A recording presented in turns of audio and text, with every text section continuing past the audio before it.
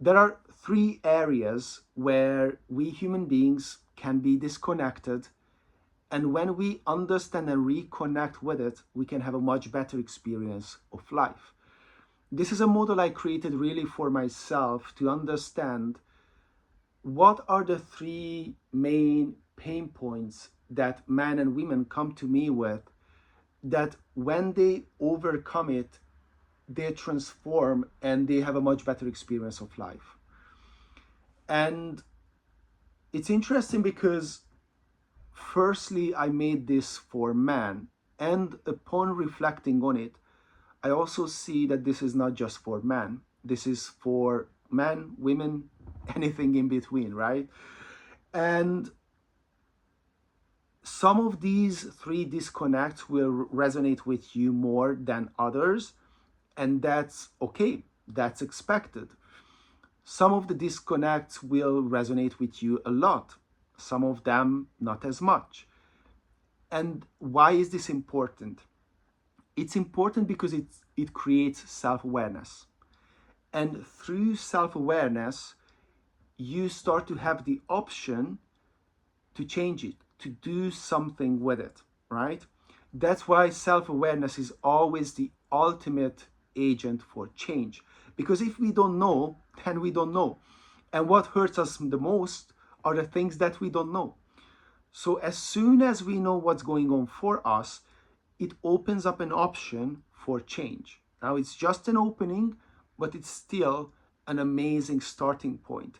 And then we can talk about what needs to change for that disconnect to get reconnected and for you to have a much better experience of life. So as a result, as you start to reconnect with this disconnected part of yourself, you gain access to something that's always have been there and something that was yearning for expression. And through that, you get access to a much better experience of life, and you get access to those potentials within you. So what are the three disconnects? The first disconnect is being disconnected from your needs. This is the classic people pleaser, right? People pleaser you learned that your needs doesn't matter. In childhood, you learned that your needs don't matter. Whenever you express your needs, they were shut down, they were overwritten, maybe the environment wasn't safe to express them. So you learned, you know what, your needs doesn't matter, and your best way to survive is to put other needs first. So what happens then is you become an expert in putting other needs first. You become an expert of being a chameleon, reading how others feel and what they want. Now there is a superpower in that, because with that you are really becoming, one, a chameleon, two, a great reader of people and what they might want. But in this equation, you absolutely lose yourself. So while you pleasing others, there is this underlying, stirring resentment towards others, the world, things being unfair, people being unfair, taking advantage of you. You're always giving so much, and you're not getting what you expect to get back, right? And another symptom is that if you disconnected from your needs, you often don't even know what you need, which is not entirely true. You actually know what you need, you just confuse yourself. Because as soon as someone else expresses what they need, what they want, you getting into an internal conflict.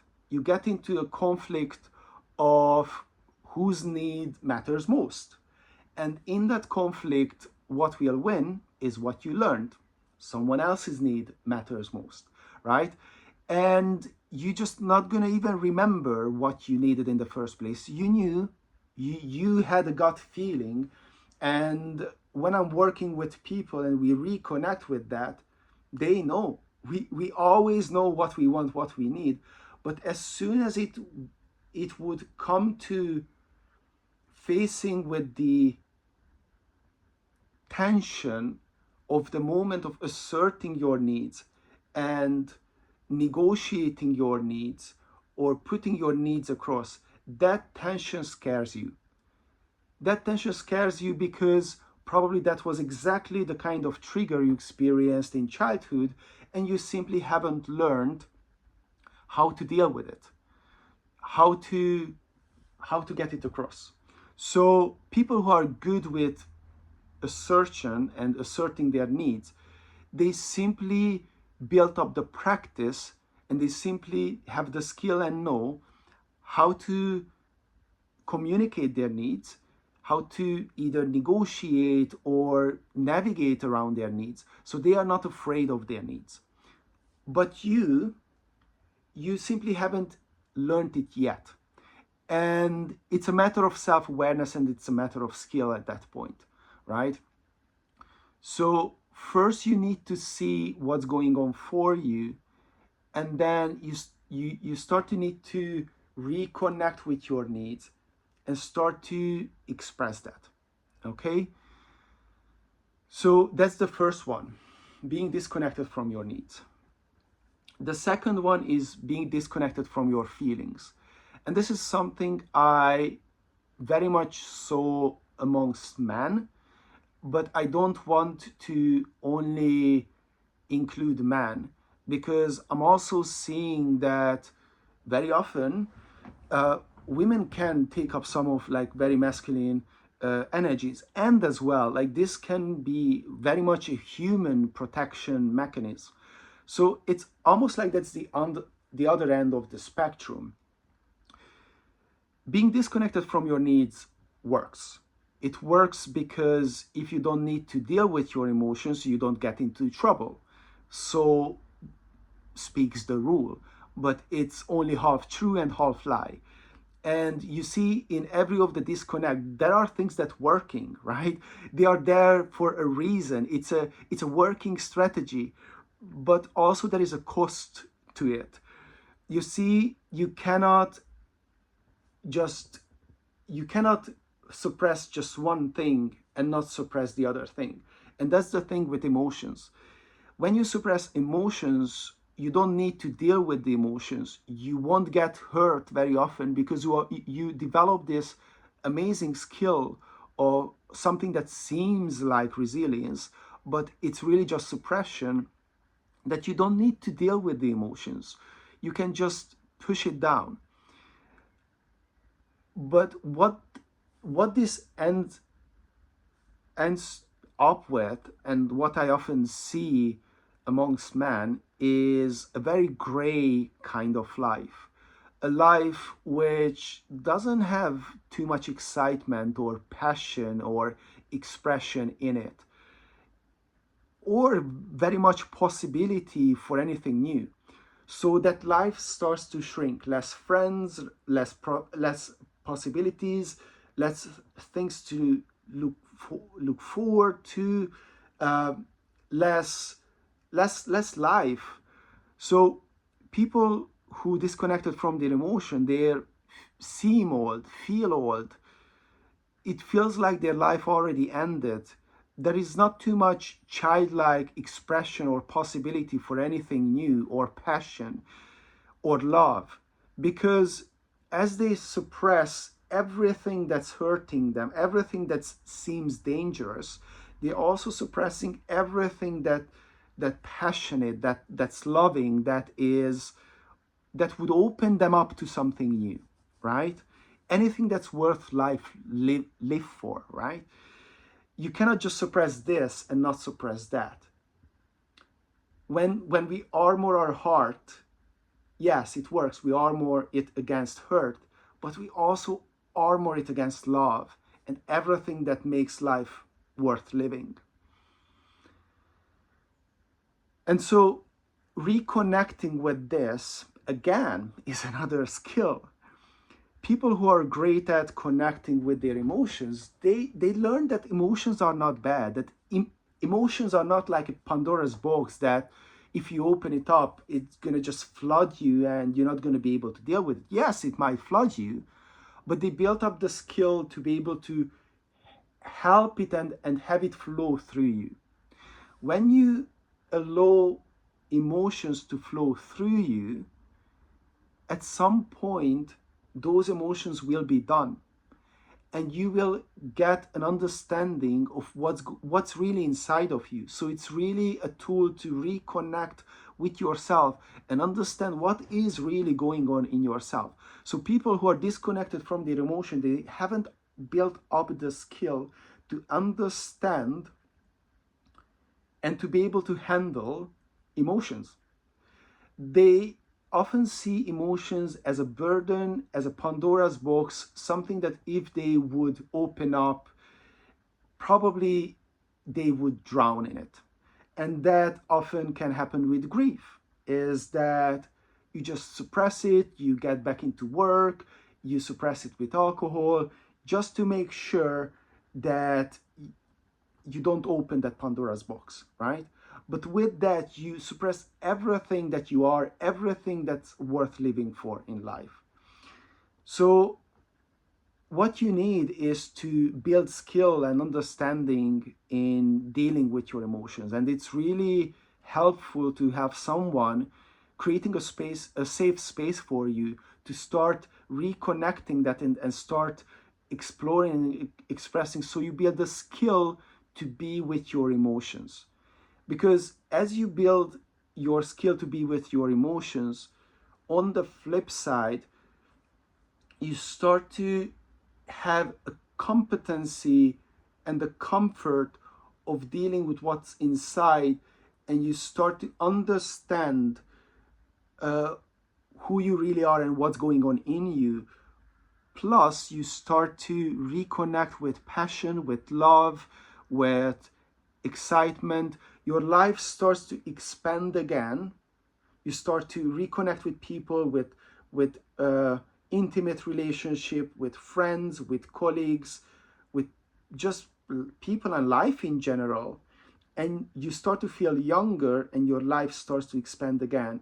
And you start to that grayness starts to fill with colors, right? So that's the second disconnection, disconnected from your feelings. The third disconnection is disconnected from your community. Now, this is very interesting. Me running groups, I see that one of the greatest value in groups is connecting with other human beings, feeling that you are not alone, feeling that there is nothing wrong with you, feeling that it's not like there is like others are in the same shoe. And at this point, I had thousands of conversation with people, and probably I heard it all. And I can say, and I've gone through many very very hard situations, and I can say, like, it's all the same. We are in the same experience, and often what we want and we don't get is this very very simple thing of connecting with other human beings. This is a very different world where we have so wide connection that it closes us in if we don't actively reconnect. In all times, as far as I can understand and imagine, there were villages, tribes, smaller communities. So connecting was part of it. I remember in my childhood, even, we had family gatherings all the time, which then tapered away. So these kind of gatherings that we used to have, we don't have anymore. And therefore, one of the best things we can do is to start consciously taking the effort to create our own village, to create our connection. So what I see as a symptom when we are disconnected from others is, again, a shrunk life where we feel alone. We feel like whatever is going for us, it's only us. We feel like very isolated, and we get used to it. We get used to it to a point that it doesn't even occur to us that we are disconnected from others. this is just how we have known ourselves and our world for like whoever know how long. And so it doesn't even occur to us that we are disconnected. It's just when we get to connect with others, we just don't know why we feel better. We don't know why we feel like a fountain just washed us, and we are refreshed. We feel refreshed. I feel refreshed when I'm in a room of other people where I get to share who I am. I get to connect and I get to relate. I get to socialize, right? And I know when I had depressed times of my life, the least what I wanted is to connect with others. And the most what I needed is to connect with others. And as soon as I connected with others, I felt better. Nothing else changed. I just felt better. And suddenly I wanted to do stuff. And I was like, what really happened? I got connected with others. We are social beings and we are not disconnected. Like we are inherently part of the same world.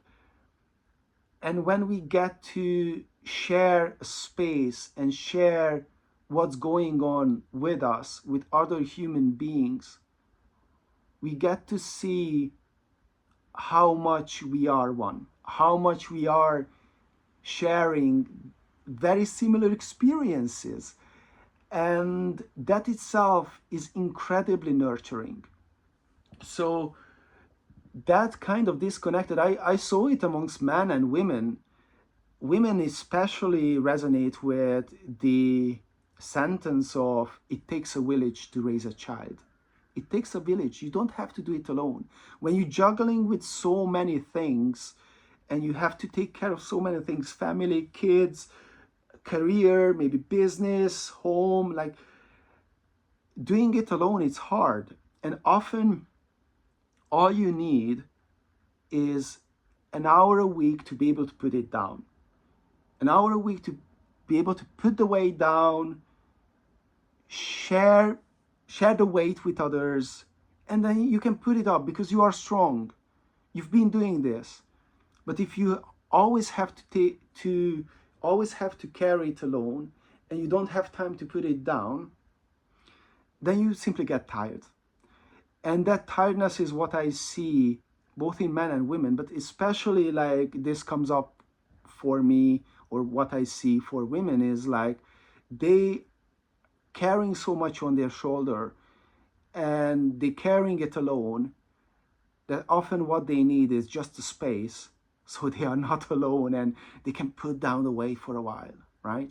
So these are the three disconnection: being disconnected from your needs, and when you reconnect with those needs, practice the skill of noticing what you need and asserting it. Like it's a practice. It's gonna take years to get good at it, but you can get good at it. Like then you start to set boundaries and have fulfilling life where you get your worth. The second, disconnected from your emotions. Like it's when you start to reconnect with your emotions, it's like coming up for air.